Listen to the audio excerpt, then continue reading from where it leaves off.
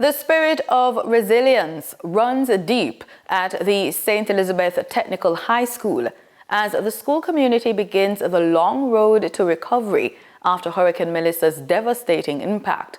The powerful Category 5 storm ripped through the island last week, leaving widespread destruction across the southwest. At STETHS, classrooms are without roofs, dorms, and cottages in ruins. But school leaders say the spirit of resilience remains unbroken. Our reporter Danita Rodney visited the school, and she filed this report.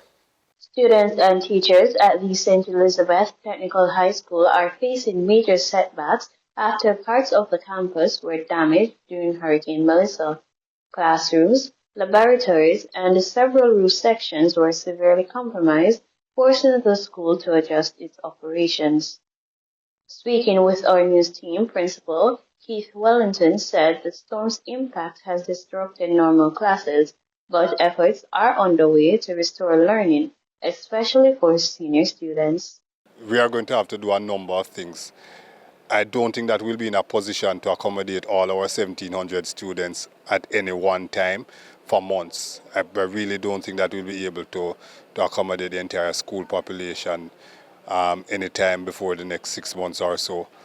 But we are going to have to make arrangements to get in groups of students, in particular our senior students the deadline for payment and registration for CXC was, I think, last week, Friday.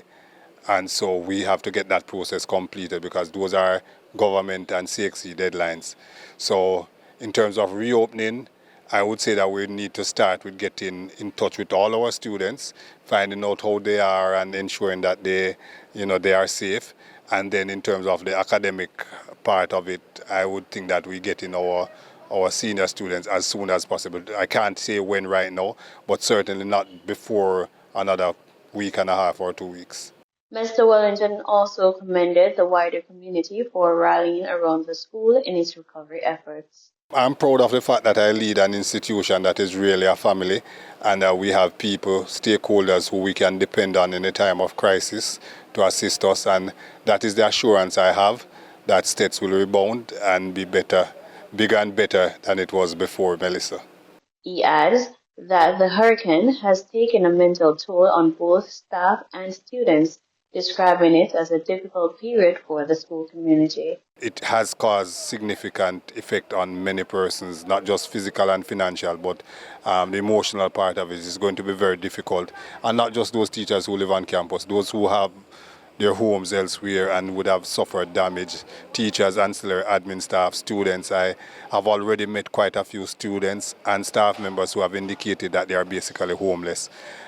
We as a school will have to find a way to offer support to them, and that support may or may not come in financial terms and so on, but certainly we have to offer support that will help them to deal with these issues mentally, because it's going to be difficult for them. Mr. Wellington says his greatest concern is for students between the ages of 12 and 17. Similarly, for even those students who may not have been affected in terms of loss of homes and so on, the fact that this is a challenge that they are facing, having gone through COVID 5-6 years ago, for students who are 12, 13, 14, 15, 16, 17 to have experienced 2 catastrophic events like this in their short lives, we have to teach them to deal with situations like this and prevent some of the issues that we saw coming out of COVID in terms of how people react to mental stress and their willingness to make the ultimate sacrifice. We don't want that to get to this stage here.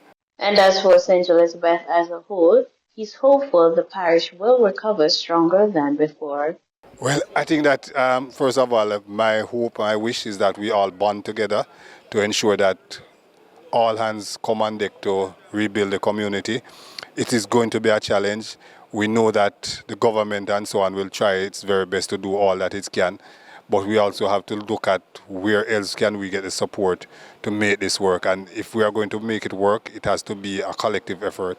So that is my hope and wish for STETHS, the Santa Cruz community, St. Elizabeth, and the region on a whole.